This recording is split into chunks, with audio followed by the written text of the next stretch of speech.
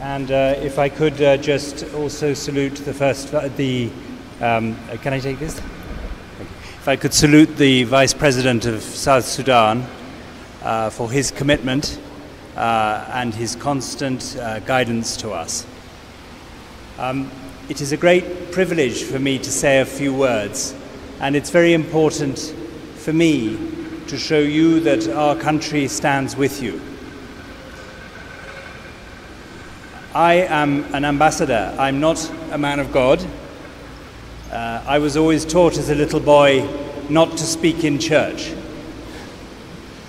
But it is a privilege to be here today. I want to say a few words about my country, a few words about our commitment to South Sudan, and a word of hope. The United Kingdom has been an old friend of South Sudan.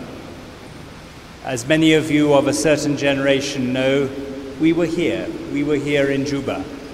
We still have older friends and relations in our country who used to live here. My own mother came here in 1952. We feel something very special about this country.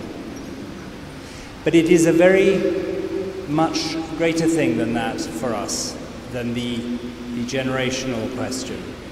Our younger people work with South Sudan.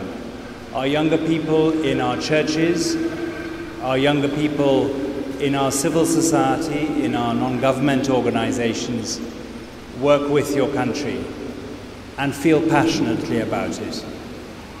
It amounts to love for the people of South Sudan.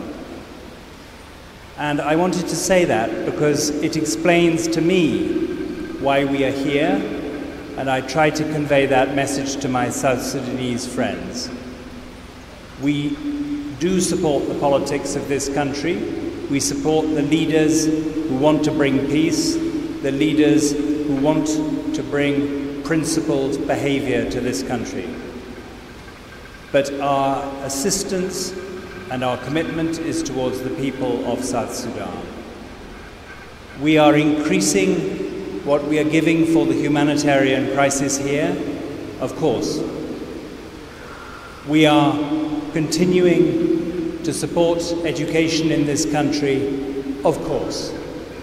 Those things are natural for us, and I spend part of my time back in my country explaining what is going on in South Sudan and why we need to help. And our ordinary people in Britain are the ones who are contributing to that. We are committed to standing with you. We are committed to staying here, keeping our embassy open and keeping working with the churches, with the civil society organizations and with the government to improve things at this very difficult time. I think I just want to end with a message of hope. You cannot live in South Sudan without feeling that wonderful hope young people have, and people generally in this country have. However difficult things are, there is hope. Of course, the words of God bring this to us. The words of God are there for us to fall back on always. But it is very striking that as you go off to compete in the Olympics, to play football, to go to school, to get together with your friends, in spite of all the difficulties, you keep alive that hope. And I will just end with the words of an English thinker who was even older than St Theresa of Avila. Of course she was a woman, because it is women who teach us everything. And she was called Julian of Norwich, and she was an English mystic from the 14th century. And her words shine out with their simplicity.